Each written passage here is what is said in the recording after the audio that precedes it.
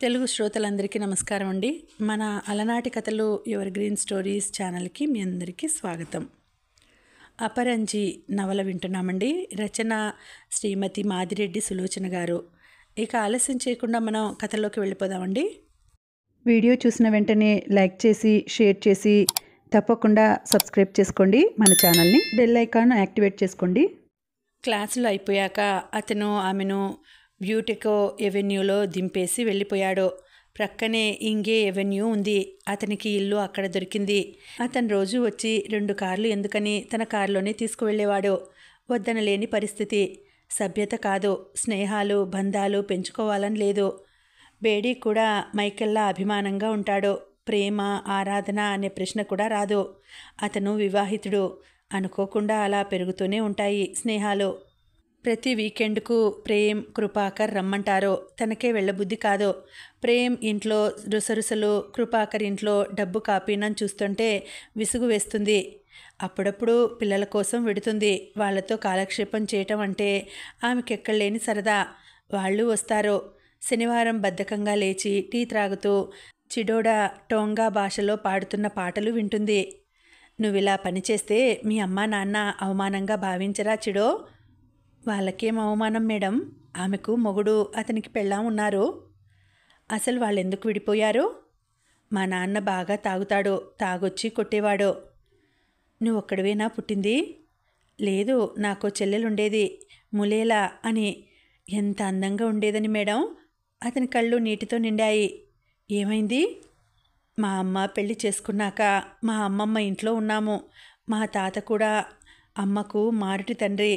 మా చెల్లెలికి రోగం వస్తే మందుకు డబ్బులు ఇవ్వలేదు. అతనికి ఏడుపు ఆగలేదు. పాపం, ఊరుకో. God may bless her soul ఓదార్చింది. అతని దృష్టి మరల్చాలని మరో టాపిక్ ఎత్తింది. ఇప్పటి నాన్న మీ అమ్మని బాగా చూస్తాడా? ఏమో, చూస్తాడేమో.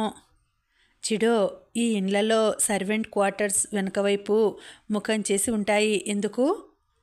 అదా, బ్లడీ వైట్స్. తెల్లవారు మమ్మల్ని కొల్లగొట్టి మా సంపద అనుభవించేవారు. కానీ లేస్తూనే మా ముఖం చూడాలంటే అసహ్యం. మొన్న క్లాస్లో మిస్టర్ హ్యూలెట్ భారతదేశంలో కులతత్వాన్ని నిరసిస్తుంటే మండిపోయింది.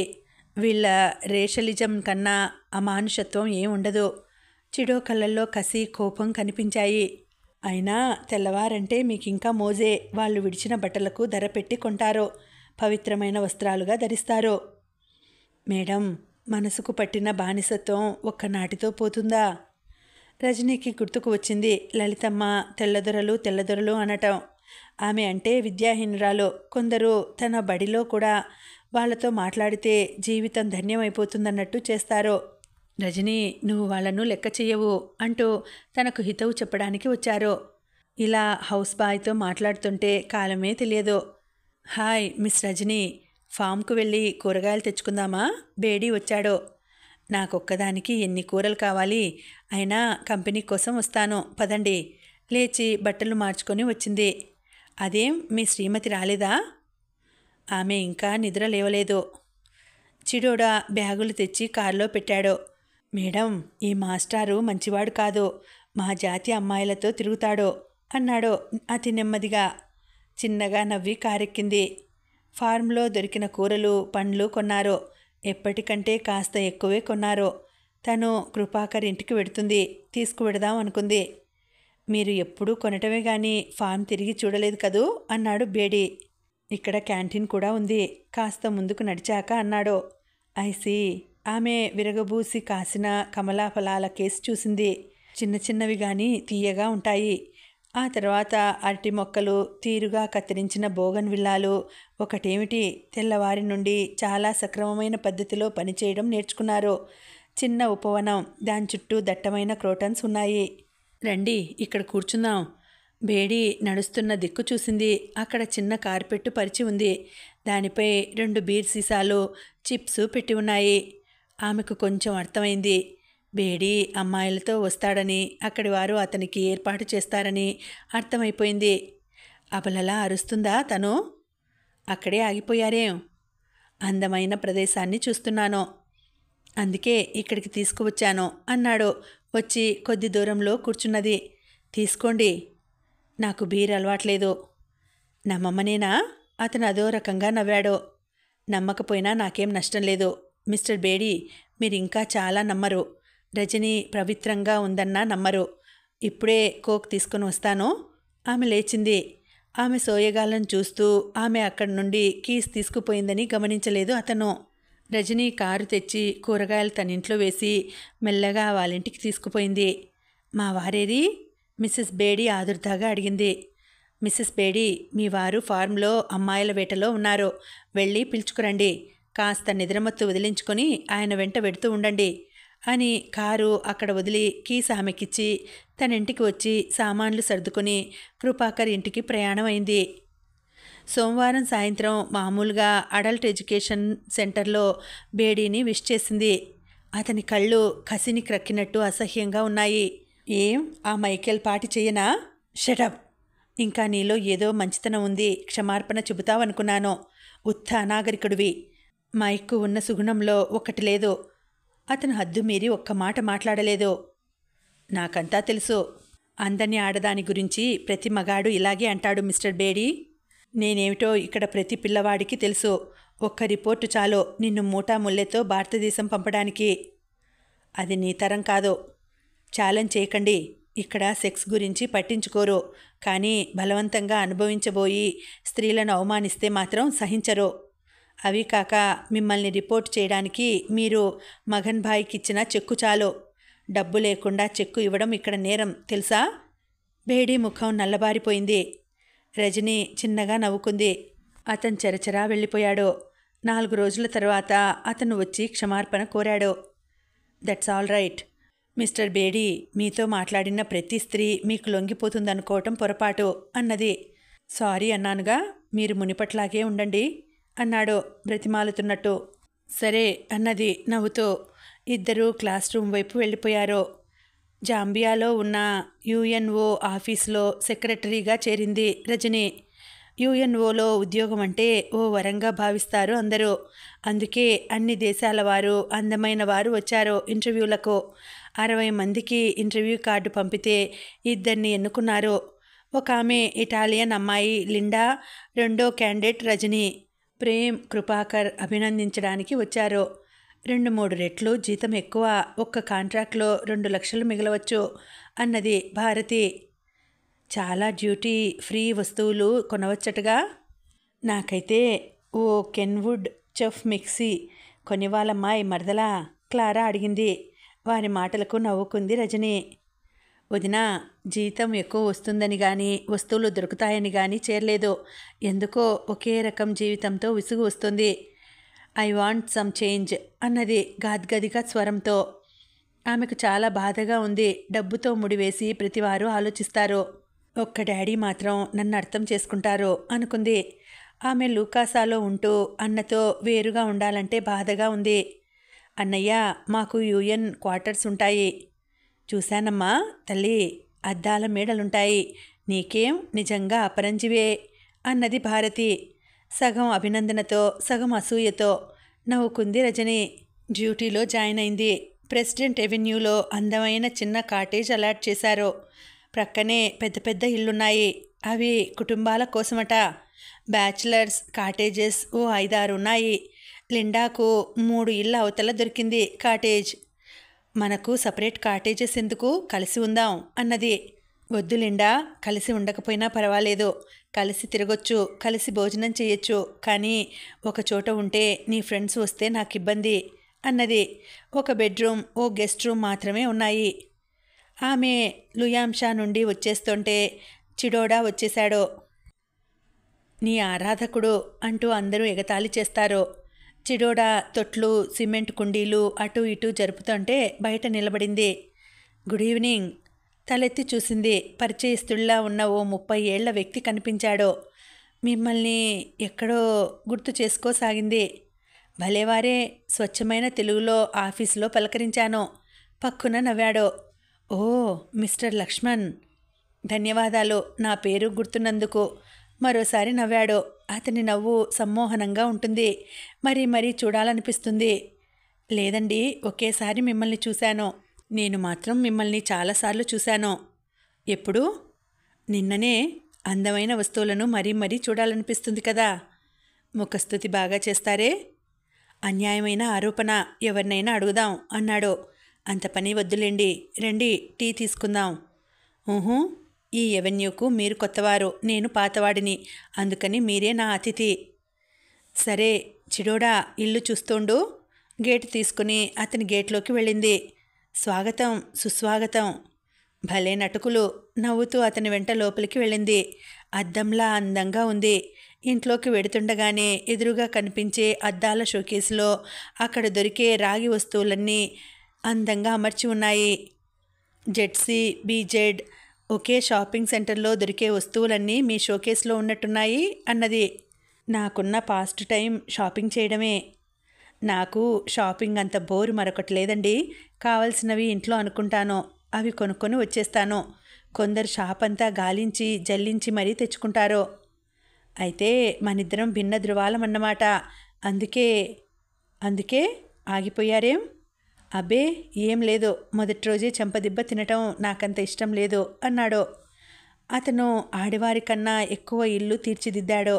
చటుక్కున లలితమ్మ అనే మాటలు గుర్తుకు వచ్చాయి.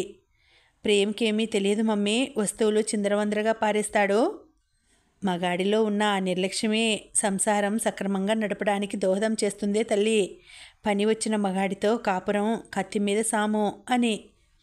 ఏమిటి అక్కడే ఆగిపోయారు? మీ ఇంటి అలంకరణ చూస్తున్నాను. మీ ఇల్లు అలంకరిస్తాను, రండి.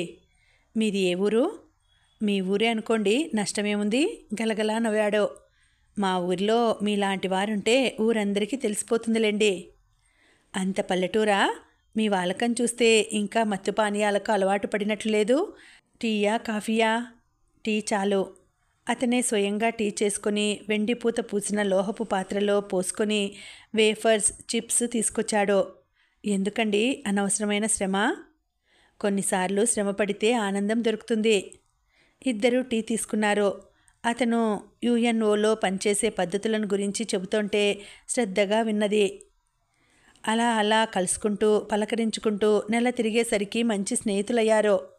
లక్ష్మణ్ కళాత్మకంగా అలంకరించడమే కాదు, అతనితో మాట్లాడిన వారెవరూ విసుగు చెందరు. రజని అతని సమక్షంలో తన ఒంటరితనం మర్చిపోసాగింది. అతను అరవము, మలయాళం, కన్నడం, హిందీ, బెంగాలీ అనర్గళంగా మాట్లాడగలడు. అరవవాళ్లకు తనది మద్రాసు అని చెబుతాడు. మలయాళీలకు కేరళ అంటాడు. కొందరికి మైసూర్ అని, మరికొందరికి మహారాష్ట్ర అని చెబుతాడు. యూపీ వాళ్లకు ఢిల్లీ అని చెబుతాడు. బోడాభాయిలకు కలకత్తా అని చెప్తాడు. రజనీకి ఆ వాలకం నచ్చలేదు. ఆ రోజు శుక్రవారం సాయంత్రం ఎంతో విశ్రాంతిగా అనిపించింది ఆమెకు. శని, ఆదివారాలు సెలవులు. తన డైరీలో ఉన్న శరత్ ఫోటో తీసి చూసింది. అతని వార్తలు ఏమీ రావటం లేదు. ఫోటో చించి పారేద్దామని తీసింది. హలో, రావచ్చా? లక్ష్మణ్ అడిగాడు. వచ్చి అడగడంలో అర్థం లేదంటాను. అతనొచ్చి కూర్చున్నాడు. లక్ష్మణ్ గారు, మిమ్మల్నో విషయం అడగాలి. సరిగ్గా నేను అదే ఉద్దేశంతో వచ్చాను సుమండి. మొదటి ఛాన్స్ నాది. మీరు నిజంగా ఏ ప్రాంతం వారు? అదేం మీకు ఆ సందేహం వచ్చింది? మీ భాషా పరిజ్ఞానానికి, బహుభాషా ప్రజ్ఞకు నా అభినందనలు. కానీ మీరు ఏ ప్రాంతం వారు? అది తెలియనందున మీకొచ్చిన నష్టమేమిటి? ఏ ప్రాంతమో చెబితే మీకొచ్చిన కష్టమేమిటి? చాలా ఉంది. మన భారతీయులకు మనం ఒక దేశానికి చెందిన వారమన్న భావం లేదండి. ప్రాంతీయ విభేదాలు, భాషా విభేదాలు, ఆ తర్వాత కులం, మతం ఒకటేమిటి, అందరూ అన్ని వర్గీకరణలు చేస్తారు. చేస్తే ఏమైంది? కొన్నిసార్లు చాలా ప్రమాదాలున్నాయి. అందుకని ఏమవుతుందని అందరితో కలిసి ఉంటాను. అలా ఏడ్పించడం నాకు సరదా అన్నాడు. పోనీ నాకైనా నిజం చెప్పండి. మా అమ్మ మైసూరియన్, నాన్న ఆంధ్రులు. ఆయన రైల్వే ఉద్యోగి. అన్ని ఊళ్ళు తిరిగాము, అన్నీ చూశాము, అన్ని భాషలు నేర్చాము అన్నాడు. థ్యాంక్స్. మీరు అడిగే విషయం ఏమిటో? అడగటం వాయిదా వేశాను. ఒక సలహా మాత్రమే. ఏమిటబ్బా? బుగ్గకు చెయ్యి చేర్చి అడిగింది.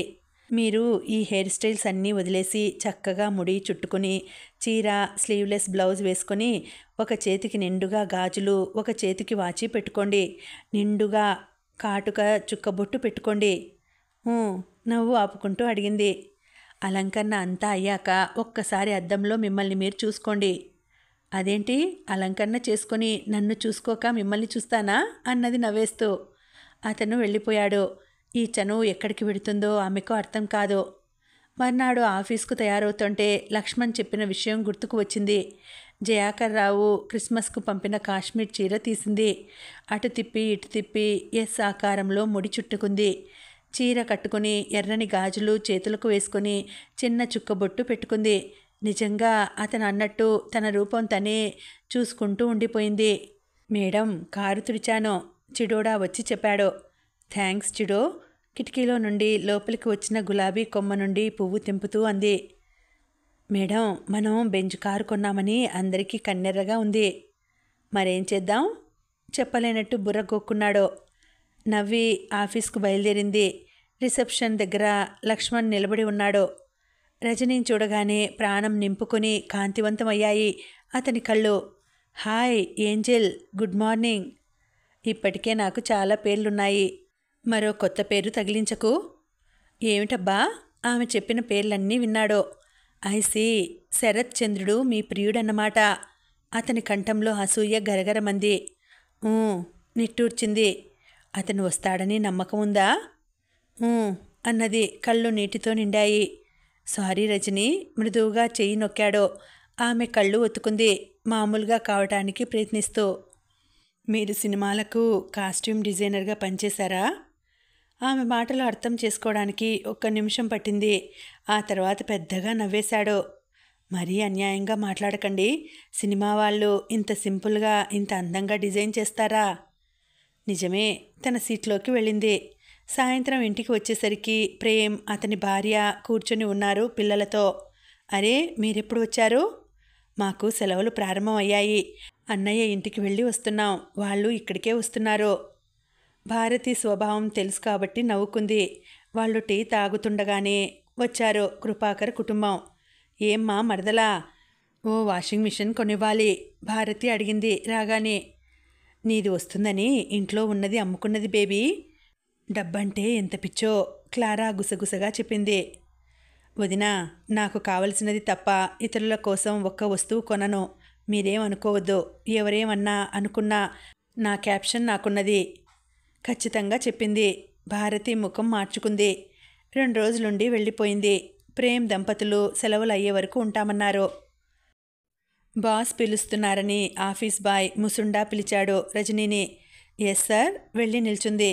మనం ఈ వారాంతమున కెన్యా వెళ్లాల్సి ఉంటుంది. అక్కడ ప్రపంచ ఆరోగ్య సదస్సు జరుగుతుంది. మంచిది సార్. మీ వారికి ఎవరికైనా చెప్పాలా? ఫోన్పై చెబుతాను సార్. వారం రోజులు ఉండవలసి వస్తుంది. పర్వాలేదు అన్నది. ఆమె బయటకు వచ్చి తన ఆఫీసు గదిలోకి వెళ్ళింది. లక్ష్మణ్ కూర్చుని పేపర్ వెయిట్ అటు ఇటు తిప్పుతున్నాడు. ఏమిటి, మీకు పని లేదా? మీరు మరో వారం రోజులు కనిపించరుగా, ఇప్పటి నుండి దిగులుగా ఉంది. ఎవరితో స్నేహం పెంచుకోవద్దు అంతగా. రజనీ, మీరు మీ అభిప్రాయం చెప్పనే లేదు. నా అభిప్రాయం చెప్పే కంటే నన్ను గురించి కొంత చెప్పాలి లక్ష్మణ్. రజనీ, ఎంతైనా చెప్పు, వింటాను. వినడానికి ఇంపుగా ఉండేది ఎంతైనా చెప్పొచ్చు. నా జీవితం గురించి చెబుతున్నాను. నేను పుట్టింది హిందువులకు, పెరిగింది క్రిస్టియన్ల వద్ద. కన్న తండ్రి, పెంచిన తండ్రి ఇద్దరూ బ్రతికే ఉన్నారు. అలా తన చరిత్ర, జాన్, శరత్ అందరి విషయాలు చెప్పింది. ఇందులో ఆక్షేపించవలసినవి నాకేం కనిపించలేదు అన్నాడు. శరత్ను ఆరాధించాను. నీ జీవితం నీదిగా ఉన్నప్పుడు దాన్ని శాసించే అధికారం నాకే ఉంది. నాతో పంచుకున్నప్పుడు నువ్వు ఎవరినైనా ఆరాధిస్తే అనుచితం గాని. మీ విశాల భావాలకు థ్యాంక్స్. నాకు ఈ జీవితంతో విసిగేస్తుంది లక్ష్మణ్. ఏదో మార్పు కావాలనిపిస్తుంది. ఎలాంటి మార్పు అన్నది నాకు అర్థం కావడం లేదు. ఇల్లంతా సందడిగా చిన్నపిల్లల ఏడుపులతోనే తోడు కావాలనిపిస్తుంది. అవునా, థ్యాంక్స్. నాకు ఆలోచించుకోవడానికి కొంత సమయం కావాలి. కెన్యా వెడుతున్నావు, ఒంటరిగా ఉన్న సమయమంతా ఆలోచించు. అలాగే అన్నది నవ్వుతూ. బాయ్ కాఫీ తెచ్చాడు. ఇద్దరూ త్రాగారు. అతను లేచి వెళ్ళిపోయాడు. అన్ని పనులు వచ్చిన మగాడితో కాపురం సక్రమంగా జరగదు. ఓ అజ్ఞాత కంఠం అరిచింది. ఆమె నమ్మకాలకు నవ్వుకుంది. మర్నాడు ఎయిర్పోర్టుకు లక్ష్మణ్ వచ్చి ఆమె వీడ్కోలు తీసుకుంటుంటే ఆమె చెయ్యి నొక్కాడు. ఆ స్పర్శ గిలిగింతలు పెట్టకపోయినా వెచ్చగా ఆత్మీయంగా ఉంది. గుడ్ న్యూస్ చెప్పాలి. మంచిది అన్నాడు నవ్వుతూ. ఆమె అతను కనిపించినంత వరకు చెయ్యి ఊపింది. Come in miss Rajani. బాస్ చెయ్యి ఊపారు. వాళ్లకు హోదా గుర్తుండదు, స్త్రీ అని మాత్రమే గౌరవిస్తారు. థ్యాంక్స్. లోపలికి అడుగు పెట్టే ముందు మరోసారి చెయ్యి ఊపింది. వారెక్కిన కాసేపటికి ప్లేన్ బయలుదేరింది. మిస్ రజనీ, మనమిప్పుడు ఈక్వేటర్ను దాటబోతున్నాం. భూమధ్యరేఖ దగ్గరకు వచ్చామా? అవును. ఇటు వచ్చి కూర్చుంటారా? మౌంట్ కీలిమంజారో అని మంచుకొండ కనిపిస్తుంది. పర్వాలేదు సార్, నేను చాలాసార్లు చూశాను. సీట్లు మార్చుకున్నారు. రజనీ చూసింది. చాలామంది చేతుల్లో బైనాకులర్స్ ఉన్నాయి. మనం భూమధ్యరేఖ దాటుతున్నాం అని 2-3 భాషల్లో మధురమైన కంఠంతో ఎయిర్ హోస్టెస్ అనౌన్స్ చేసింది. 10:50 కెన్యా ఎయిర్పోర్ట్ చేరారు. నైరోబీ ఇంటర్నేషనల్ ఎయిర్పోర్ట్ అంటారు. అందంగా అధునాతనంగా ఉంది. రిసెప్షన్ కమిటీ మెంబర్స్ వచ్చారు. వాళ్ళను రిసీవ్ చేసుకున్నారు. ఎన్ఓ ఆఫీస్ దగ్గర అంబాసిడర్ హోటల్ బుక్ చేశాం సార్. మీ సెక్రటరీకి సూట్ దొరకలేదు, ఒకతను ముందుకు వచ్చి చెప్పాడు. మరెలా? బాస్ కనుబొమ్మలు ముడిపడ్డాయి. ఎంతో ప్రయత్నించాము. సైన్స్ కాన్ఫరెన్స్ జరుగుతోంది. అన్ని దేశాల నుండి డెలిగేట్లు వచ్చారు. ఆమె ఉంటానంటే మన గెస్ట్ హౌస్ ఉంది. నాకు సూటే కావాలని ఏం లేదండి, సింగిల్ రూమ్ చాలు అన్నది రజనీ. నిజంగా అంటున్నారా? నిజమే. అందరూ అంబాసిడర్ హోటల్ చేరుకున్నారు. క్రొత్తగా నిర్మితమైన పట్టణం, అభివృద్ధి చెందుతున్న దేశం. అందంగా పొందికగా అమర్చినట్టుంది. నీటుగా ఉన్న తార్ రోడ్లు, ఇరువైపులా బారులు తీర్చినట్టున్న వృక్ష సంపద మనసును ఆహ్లాదపరుస్తుంది. 6 అంతస్తుల భవనం ముందుకెళ్ళి కారు ఆగింది. కారిడార్లో ఉన్న హోటల్ బాయ్స్ పరిగెత్తుకొచ్చి కారు తలుపు తీసి రజనీకి స్వాగతం చెప్పారు. వాళ్ళు షేక్ హ్యాండ్కు చెయ్యి చాపినప్పుడల్లా నమస్తే అనలేక సతమతమవుతోంది రజనీ. పరిచయాలు, పరామర్శలు అయ్యాక అందరూ టీ తీసుకున్నారు. మిస్ రజనీ, ఈరోజంతా విశ్రాంతే. లంచ్ అవర్లో కలుసుకుందాం. మీరు విశ్రాంతి తీసుకోండి. బాస్ వెళ్ళిపోయాడు. ఆమె తనకు కేటాయించిన గదిలోకి వచ్చింది. ప్లేన్లో ప్రయాణం చేసి వచ్చారు. విశ్రాంతి ఏమిటో అర్థం కాలేదు.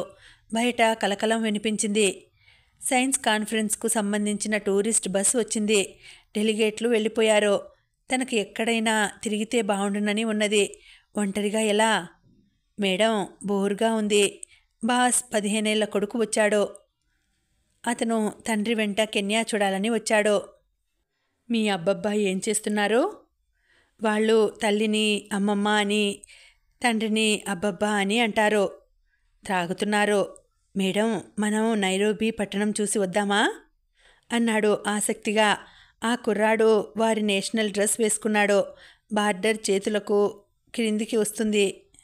మెడ కత్తిరించడానికి అనువుగా మెడ చుట్టూ గుండీలకు వీలుగా ఉంటుంది. పెద్ద పువ్వుల ప్రింటింగ్. ఆ షర్టు వేసుకొని ఉన్న కుర్రాడు అందంగా కనిపించాడు. నలుపులో నాణ్యత ఉందనిపించింది. పచ్చగా తెల్లగా ఉన్నారని మురిసిపోతారు.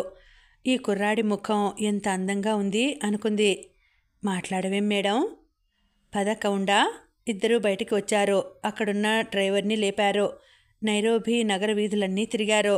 ఆమెకు అక్కడి షాపింగ్ సెంటర్స్ చాలా నచ్చాయి. ఒక వీధికి వీధి అంతా గుజరాతీ వాళ్ళున్నారు. వారి మిఠాయి కొట్లలో కౌండాకు, జిలేబీ, జాంగ్రీ కొనిపెట్టింది. మీ భారతీయులకు కులాలు, దేవుళ్ళు, మిఠాయిలు అన్నీ ఎక్కువే మేడం అన్నాడు నవ్వుతూ. ఇంకా ఏం చూసావు? చాలా ఉంటాయి. మాకేమున్నాయి? ఎన్షిమా, ముకోయో కేకులు తప్పితే అన్నాడు. ఇద్దరూ చెక్కతో చేసిన రకరకాల బొమ్మలు చూశారు. మళ్ళీ వచ్చి కొందామని రద్దీ లేని పేటకు వెళ్ళారు. అక్కడ ఒక దృశ్యం చూసి మ్రాన్పడిపోయింది రజనీ. కౌండా, అదేమిటి అదేమిటి పాలిపోయిన ముఖంతో అడిగింది. ఆ అబ్బాయి ఆశ్చర్యంగా చూశాడు. వచ్చి రాని ఇంగ్లీష్లో డ్రైవర్ చెప్పాడు. ఆవు దమనికి గంటు పెట్టి ఎనిమిగ్గా ఉన్నవారు ఆ రక్తం తాగుతారు. అతను చేస్తున్న పని అదే. మై గాడ్ అన్నదే కానీ ఆమెకు తర్వాత గుర్తుకు వచ్చింది. వేషభాషలు ఎంత పాశ్చాత్య వ్యామోహం పెంచుకున్నా కొన్ని అనాగరికమైన అలవాట్లు ఆఫ్రికన్స్ని వదిలిపోలేదో. పచ్చి మాంసం తింటారో, పచ్చి రక్తం తాగుతారో, సెక్స్ విషయంలో పశువుల్లా ప్రవర్తిస్తారో. ఆమెకు వాంతి వచ్చినట్టు అయింది. వెళ్ళిపోదాం అని బయలుదేరదీసింది. వారు హోటల్కు వచ్చేసరికి లంచ్ సిద్ధంగా ఉంది. డైనింగ్ టేబుల్ మీద మాంసాహారం చూస్తే వెగటు పుట్టింది. ఆమె బాస్ కూర్చొని కాక్టైల్ తీసుకుంటున్నారు. అన్నం ఏదైనా వెజిటబుల్ కర్రీ తీసుకురండి అన్నది. Oh miss Rajani, try this chicken fry. Thank you sir, నాకు శాకాహారం తీసుకోవాలని ఉంది అన్నది. ఉప్పుడు బియ్యం, అన్నం, టమోటా సూప్, బంగాళాదుంపల కూర తెచ్చిపెట్టారు. అదే కాసింత ఎంగిలిపడి లేచింది. తన గదికి వచ్చింది. ఒంటరిగా ఉండగానే ఆలోచనలు చుట్టుముట్టాయి. తన ఈ ఒంటరితనం భరించలేదు. తను ఆరాధించి అభిమానించిన శరత్ కానప్పుడు ఎవరైనా ఒక్కటే. లక్ష్మణ్ను అంగీకరిస్తే సహృదయుడు, స్నేహపాత్రుడు. తన జీవితం నందనవనం కాకపోయినా నరకం కాదు. నిట్టూర్చి పడుకుంటే సాయంత్రం 5ంటికి మెలకువ వచ్చింది. మెల్లగా లేచి వరండాలోకి వచ్చింది. ఎదుటి గదిలోకి వెళ్ళిన వ్యక్తిని చూసి ఉలిక్కిపడింది. అచ్చం శరత్లా ఉన్నాడు. కాకపోతే కళ్ళజోడు ఒకటి అదనంగా ఉంది. పిల్లి గడ్డం మొలిచింది. శరత్, తన శరతేనా? ఇక్కడికెలా వస్తాడు? ఆమె గుండె లయ తప్పింది. అతని ఊహలోనే. పిలిచారా? బాయ్ వచ్చాడు. ఆమె వరండాలో నిలబడటం చూసి, ఈ గదిలో ఉన్నది ఎవరు? తెలియదన్నట్టు భుజాలు ఎగరవేశాడు. ఎవరో భారతీయుడు. సైన్స్ కాన్ఫరెన్స్కు వచ్చాడు. అతని మాట పూర్తిగా వినలేదు. శరత్ ఎంఎస్సి. అవును. సభ్యత, మేనర్స్, రూల్స్ ఏమంటారో అన్నీ మర్చిపోయింది. వెళ్ళి దబదబా తలుపు బాధేసింది. అతని ముఖం కడుక్కొని వచ్చినట్టున్నాడు. షర్టు లేదు. భుజం మీద తువాలు వేసుకున్నాడు. అతని కళ్ళద్దాలు పిల్లిగడ్డం చూసి ఆగిపోయింది. అతని కళ్ళు విస్మయంతో విచ్చుకున్నాయి. అపరంజి, నువ్వా? నోట మాట రాలేదు. ఆ పేరు అంత అందంగా ఉచ్చరించే వ్యక్తి ఒక్క శరత్ మాత్రమే. అతని చేతులు చాచాడో, ఆమె వెళ్ళి అతని హృదయానికి హత్తుకుపోయిందో తెలియదు కానీ 2 సెకండ్లలో అతన్ని వాటేసుకుంది. అపరంజి. అతని చేతులు ఆమె చుట్టూ పడ్డాయి. బాయ్ చిత్రంగా చూడటం చూసి ఆమెను లోపలికి లాగి తలుపులు వేశాడు. అతని స్పర్శలో ఆమెకు మైకం కమ్మినట్టుంది. ఆమె స్పర్శలో అతనిలో నిద్రాణమైన ఉత్సాహం ఉరకలు వేయసాగాయి. స్తబ్దంగా ఉండిపోయిన కోరికలు బుసలు కొట్టాయి. నిరాశ, నిస్పృహలతో నిద్రపోతున్న ఆశయాలు వెల్లువలా ప్రవహించాయి. అపరంజి, మై స్వీట్. మృదువుగా ఆమె నుదురు చుమ్మించాడు. ఆమె కళ్ళు విప్పలేదు. కంగారుగా ఆమెను లేపి ఎత్తి తీసుకువెళ్ళి మంచం మీద పడుకోబెట్టాడు. అపరంజి. పక్కనే ఉన్న జగ్గులోని నీళ్లు తీసి ఆమె ముఖం మీద చిలకరించాడు. శరత్ చెయ్యి గాల్లోకి చాపింది. అపరంజి ఆ చెయ్యిని పట్టుకుని తన చెంపకు ఆంచుకున్నాడు. శరత్, ఇది కళ? నాకు కలలాగే అనిపిస్తుంది, కానీ వాస్తవం. నిజమా? కళ్ళు విప్పకుండానే అడిగింది. నిజం. అటు చూడు అపరంజి. సుతారంగా ఆమె గడ్డం పట్టుకుని ఊపాడు. కళ్ళు తెరిస్తే ఈ కళ కరిగిపోతుంది. ఎన్ని రోజులు, ఎన్ని గంటలు మీ ఊహారూపంతో కాలక్షేపం చేశానో అన్నది మెల్లగా కళ్ళు విప్పుతూ. అతని కంటి నుండి రాలిన వెచ్చటి కన్నీటి చుక్కలు ఆమె చేతి మీద పడ్డాయి. శరత్ మత్తు వదిలినట్టు ఆశ్చర్యంగా అతని వంక చూసింది. నువ్వు మైఖేల్ను వివాహం చేసుకుని హాయిగా ఉన్నావనుకున్నాను డార్లింగ్ అన్నాడు మెల్లగా. ఆమెకు ఏనాడు లేంది చర్రున వచ్చేసింది కోపం. ఇప్పుడు నా వివాహం కాలేదని ఎవరన్నారు? మైఖేల్ను వివాహం చేసుకుని హనీమూన్కు వచ్చాను, తెలిసిందా? అతను క్షణం అయోమయంగా చూసి మరుక్షణమే పెద్దగా నవ్వేశాడు. నిజంగా హనీమూన్కే వచ్చావేమో. ఆమె లేవకుండానే ఆమె చుట్టూ చేయి వేసి నుదురు చుంబించాడు. నిన్ను వదిలి వచ్చానని, నీకు ఉత్తరాలు రాయలేదని కోపంగా ఉందా అపరంజి? నా మనస్థితి ఊహించలేవా? జవాబుగా 2 చేతులు అతని మెడ చుట్టూ పడ్డాయి. ఆమె అలాగే చూస్తుండిపోయింది. కాలింగ్ బెల్ ఆగకుండా మ్రోగింది. అది ఎంతోసేపటి నుండి మ్రోగుతోందని అర్థమైంది. తన మెడకు చుట్టుకున్న ఆమె చేతులు విడిపించాడు. లేచి కూర్చో. మనల్ని ఈ స్థితిలో చూశారంటే వాళ్ళు ఏవేవో ఊహించుకుంటారు. వాళ్లకు రాత్రింబవళ్ళు అన్న తేడా లేదు. అతను అన్న మాట అర్థమైంది. ఆమె బుగ్గలు గులాబీ మొగ్గలయ్యాయి. చెంగున లేచి మంచానికి ఎదురుగా ఉన్న కుర్చీలో కూర్చుంది. శరత్ వెళ్ళి తలుపు తీశాడు. బాయ్ శరత్కు టిఫను, టీ తీసుకువచ్చాడు.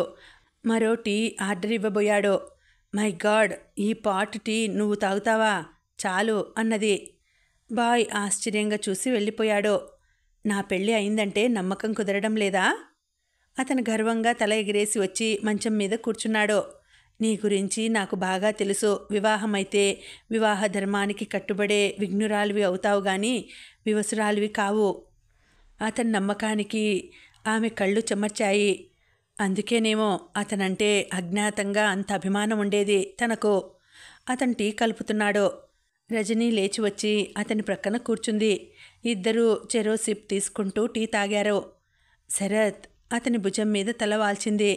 ఈ శాండ్విచ్ తీసుకో. వద్దు శరత్, నా కడుపు నిండుగా ఉంది. అతనొక్క శాండ్విచ్ తిని మరో కప్పు టీ తాగాడు. అతను విశ్రాంతిగా వెనక్కు వాలాడు. అతని ఎద మీద తలపెట్టి పడుకుంది. అతని హృదయం లయబద్ధంగా కొట్టుకుంటుంది. అతను ఆమె ముంగుర్లతో ఆడుకుంటున్నాడు. అతని ముందు గతం సుళ్ళు తిరుగుతోంది. తామిద్దరూ పోయిన పరువు కోసం ప్రాకులాడటం, అర్ధరాత్రి అపరంజి చేతి భోజనం, వెడుతూ ఆమె చేతిని ముద్దు పెట్టుకోవడం అన్నీ గుర్తుకొస్తున్నాయి. మళ్ళీ బెల్ వినిపించింది. ఈసారి లేచి కూర్చొని మంచం చివరకు జరిగింది. కమిన్. తలుపు త్రోసుకుని కవుండా వచ్చాడు. మేడం, మీరిక్కడున్నారా? బాత్రూంలో ఉన్నారనుకుని మీ గదిలో అరగంట కూర్చుని ఎంతకు బయటకు రాకపోతే తోశాను. అతని కళ్ళల్లో భయం కనిపించింది. సారీ కవుండా, ఇతను నా స్నేహితుడు, పరిచయం చేసింది. Glad you meet you. అతను కరచాలనం చేసి కుర్చీ లాక్కొని కూర్చున్నాడు. మా బాస్ కొడుకు వివరాలు చెప్పింది. మనల్ని ఇంత క్లోజ్గా చూశాడు. తెలుగులో అడిగాడు. వాళ్ళకా పట్టింపులేం లేవు అన్నది నవ్వుతూ. కవుండా వెళ్ళిపోయాడు వారిద్దరినీ చూస్తూ తల పంకించి. ఇప్పుడు చెప్పు శరత్, నా ఉత్తరాలకు ఎందుకు జవాబు రాయలేదు? ఎక్కడున్నావు? అతను లేచి కూర్చున్నాడు. రజనీ, హంతకుడన్న అపవాదు ఎంత బరువో నీకు తెలియదు.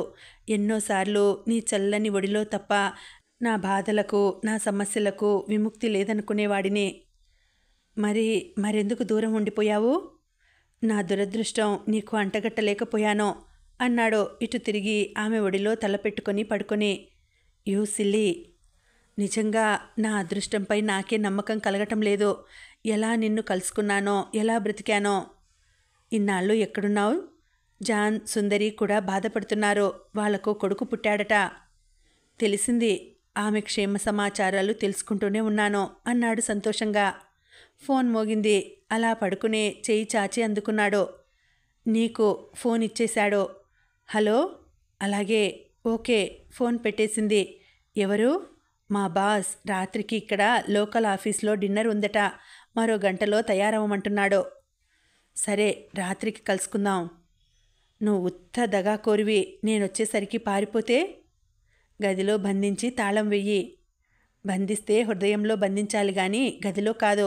రా, నేను తయారయ్యే వరకు కూర్చుందువు గాని. ఇద్దరూ రజనీ గదిలోకి వచ్చారు. శరత్ హోటల్ కారిడార్లో నిలబడి రజనీ రాక కోసం చూస్తున్నాడు. 4 రోజుల క్రితం ప్లేన్ ఎక్కుతూ తన దురదృష్టాన్ని నిందించుకున్నాడు. ఎంత తొందరపాటుగా ఊహించాడు. రజనీ మైకేల్తో జీవితం పంచుకొని రాజీపడి బ్రతుకుతుందనుకున్నాడు. తన అదృష్టంపై ఇంకా నమ్మకం కుదరటం లేదు. సాయంత్రం రజనీ వెడుతూ అంటీ అంటనట్లు తన హృదయాన్ని మెచ్చుకుంది. ఆ ముద్ర లేత గులాబీ రంగులో తన క్రీమ్ కలర్ షర్టుపై ఇంకా ఉంది. అది నిజం అని నమ్మించింది. తను నిరాశ నిస్పృహలతో అందర్నీ చూసి సాధువులు వెడుతుంటే యాత్రలకు వారితో కలిసిపోయాడు. అతని హృదయం భారంగా ఉంది. నీ సుఖం 10 మందికి పంచు, నీ దుఃఖం నీలోనే ఉంచు అన్న సూక్తి హృదయపూర్వకంగా నమ్మిన వ్యక్తి. తన దురదృష్టం రజనీకి రుద్దటం ఇష్టం లేకపోయింది. తల్లి నగలు తాకట్టు పెట్టి తెచ్చిన డబ్బు తరిగిపోతోంది. తిరిగి కలకత్తా చేరుకున్నారు. అందరూ వయసు మళ్ళిన వారే. అందులో తనొక్కడే చిన్నవాడు. ఒకరోజు బాబా అని పిలువబడే ఒక వృద్ధ సాధువు శరత్ వివరాల్ని అడిగాడు. నాకు మళ్ళీ గతం గుర్తు చేసుకోవాలని లేదు బాబా. అంత భయంకరమైందా? కన్నీటితో తల్లి మరణానికి తనెలా కారకుడయ్యాడో వివరించాడు. చెల్లిని అనాథను చేయటం, ప్రియురాలిని వదులుకోవటం మొదలగు అంశాలన్నీ విని అతను తల పంకించాడు. చూడు బాబు, కొందరి జీవితాలు కుటుంబానికే పరిమితమవుతాయి. మరికొందరివి బంధువుల వరకే పరిమితమవుతాయి. నీలాంటి వాడి జీవితం సంఘానికి తోడు నీడ కావాలి. బాబా. అవును బాబు, నువ్వు ఎంఎస్సి ఫస్ట్ క్లాస్లో పాస్ అయ్యావు. రీసెర్చ్ చెయ్యి, దానికి ఏర్పాటు చేస్తాను. వద్దు బాబా, వద్దు. జీవితం మీద మళ్ళీ ఆశ కల్పించకండి అన్నాడు బాధగా. పిచ్చివాడా, ప్రతి జీవి ఈ జీవిత నాటకంలో తన పాత్ర సహజంగా సజీవంగా నిర్వహించాలి. మనం ఒక చోటికి వెళ్దాం, అక్కడి వాతావరణం చూద్దువు గాని. అలాగే బాబా. ఆ సాయంత్రమే ఇద్దరూ సియార్దా స్టేషన్ దగ్గరున్న ఆశానికేతన్ అనే ఓ ఆశ్రమం లాంటి చోటికి వెళ్ళారు. అక్కడ మానసికంగా ఎదగని వారున్నారు. అక్కడ భారతీయులు, విదేశీయులు కలిసి ఒక వ్యక్తికి ఒక టీచర్ చొప్పున పనిచేస్తూ ఆ మెంటల్లీ రిటార్టెడ్ వ్యక్తులకు ఏ పనిలో ఆసక్తి ఉంటే ఆ పని నేర్పిస్తున్నారు. అక్కడి వారు బాబాను ఆదరించారు, ఇద్దరికి టీ ఇచ్చారు.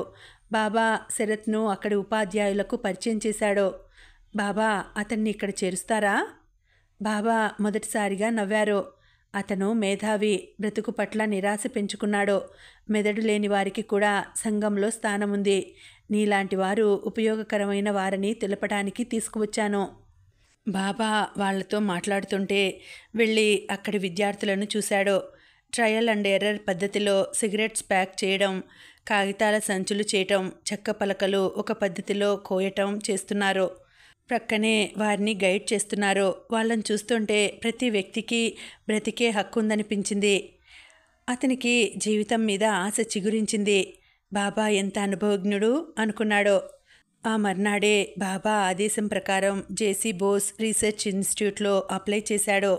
నేనొక మనిషిగా మారి మచ్చ మాపుకుని సగర్వంగా మా వాళ్ల ముందు నిలబడతాను జావీద్. అంతవరకు నాదొక తపస్సు అనుకో. నా ఉనికి రహస్యంగా ఉంచి నా సర్టిఫికెట్లు పంపించు. నేనొక హత్యానేరంపై జైల్లో ఉండి వచ్చానని మర్చిపోయాక నీ దగ్గరకు వచ్చి కలుస్తాను అని జావీద్కు ఉత్తరం రాశాడు. వారం తిరగకుండానే అన్ని ఏర్పాట్లు జరిగాయి. జావీద్ ఉత్తరం, సర్టిఫికెట్లు, సుందరి క్షేమ సమాచారాలు వచ్చాయి. ఆ తరువాత తెలిసింది ఆ ఇన్స్టిట్యూట్ డైరెక్టర్లలో ఒకరు బాబా కుమారులని. వెళ్ళి బాబాకు పాదాభివందనం చేశాడు. చిరంజీవిగా 4 కాలాల పాటు వర్ధిల్లు నాయనా అని ఆయన ఉత్తర దేశ యాత్రలకు వెళ్ళాడు. 2.5 సంవత్సరాలు రాత్రింబవళ్ళు నిర్విరామంగా కృషి చేసి 2.5 సంవత్సరాలలో రీసెర్చ్ పూర్తి చేసి తను డాక్టరేట్ తెచ్చుకున్నాడు. జాదవ్పురి యూనివర్సిటీలో ఉద్యోగం దొరికింది. అతను హైదరాబాద్ వెళ్దామనుకుంటుండగానే సైన్స్ కాన్ఫరెన్స్కు వెళ్ళాలని ఆదేశం వచ్చింది. ఏ పని చేస్తున్నా నిరంతరం రజనీ రూపు అతన్ని వెంటాడి ధైర్యం చెప్పేది. కానీ ఆమె మైఖేల్ మంచితనము, స్నేహశీలత వ్రాసేది. దాన్ని ఆధారంగా చేసుకుని ఆవిడ నిరాశతో అతన్ని వివాహం చేసుకుందేమో అని ఊహించాడు. చేసుకుంటే చాలా మంచిది. అపరంజి లాంటి అందాల బొమ్మ, ఆత్మీయురాలి జీవితం వృధా కాకూడదు అనుకునేవాడు. ఎన్నోసార్లు ఉత్తరం రాయటానికి పూనుకుని మళ్ళీ వారి జీవితంలో అల్లకల్లోలం చేసిన వాడిని అవుతానేమో అనుకుని ఊరుకున్నాడు. మెడలో చల్లగా తగిలేసరికి ఉలిక్కిపడి ఇటు తిరిగాడు. నవ్వుతూ రజనీ నిల్చుంది. అతని మెడలో నిలువెత్తు గులాబీల దండ ఉంది. ఇదేం పని? ఆ పనికి అర్థం నేను చెప్పాలా? అల్లరిగా నవ్వింది. ఏ పని అయినా అసంపూర్ణంగా ఎందుకుండాలి? అదే దండ తీసి మళ్ళీ ఆమె మెడలో వేశాడు. విప్పారిత నేత్రాలతో చూశాడు. రండి, పెద్దల ఆశీస్సులు పొందాలిగా. అతని చెయ్యి పట్టుకుని బాస్ గదివైపు తీసుకువెళ్ళింది. ఈ దండ ఎక్కడిది? ఈరోజు మీటింగ్ ఆఖరైంది. గుజరాతీ అసోసియేషన్ వాళ్ళు వేశారు. ఓ అన్నాడు ఏదో ఆలోచిస్తూ. ఇందాక ఏమిటి అంత దీర్ఘంగా ఆలోచిస్తున్నావు? రాత్రి నీకు చెప్పిన గతించిన గతం అన్నాడు. వాళ్ళు బాస్కు నమస్కరించి జరిగింది క్లుప్తంగా చెప్పింది. అతను ఆశీర్వదించడమే కాక ఆ రాత్రి విందు ఏర్పాటు చేశాడు. అప్పటికప్పుడు బయటకు వెళ్ళి వాళ్లకో ట్రాన్సిస్టర్ తెచ్చి బహుకరించాడు. ఇద్దరూ తమ గదులకు వచ్చి స్నానాలు చేశారు. రజనీకి ఆనందంగా, ఉద్వేగంగా ఉంది. లక్ష్మణ్కు ట్రంక్ బుక్ చేసింది. కనెక్షన్ రాగానే మాట్లాడింది. లక్ష్మణ్, విధి చాలా విచిత్రమైంది. నా జీవితంలో అన్ని మలుపులు చిత్రంగా తిరిగినట్టే నా వివాహ విషయంలోనూ జరిగింది. అంతా చెప్పింది. కలిశాక మాట్లాడుకుందాం. కంగ్రాచ్యులేషన్స్. అతను ఫోన్ పెట్టాడు. అప్సెట్ అయ్యాడని అర్థమైపోయింది. ఆమె ఒకసారి బాధగా నిట్టూర్చింది. జీవితమే చీకటి వెలుగు. కొంతకాలం చీకటి, కొంతకాలం వెలుతురు. ఒక సంతోషాన్ని వెన్నంటి ఒక దుఃఖం ఉంటూనే ఉంటాయి. బెల్ మ్రోగింది. వెళ్ళి చూస్తే శరత్ నిలబడి ఉన్నాడు. అడ్డం జరిగి దోవ ఇచ్చింది. ఏమిటి, శాస్త్రోక్తంగా పిలుచుకుపోవాలా?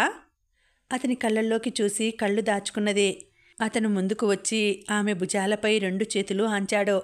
పద. ప్రస్తుతం అంతే. అదిగాక నాది డయల్ రూమ్ డియర్. ఆమె జవాబు చెప్పలేదు. మెల్లగా అతని నడుము చుట్టూ చెయ్యి వేసి భుజం మీద తల ఆంచింది. అతను ఆమెను ముందుకు నడిపించి తలుపు తీశాడు. ఒక చేత్తో ఆమె పట్టుకుంది, రెండో చేత్తో తాళం వేసి తన గదిలోకి తీసుకుపోయాడు. విమానం దిగిన దంపతులకు స్నేహబృందం అంతా బేగంపేట విమానాశ్రయంలో స్వాగతం పలికారు.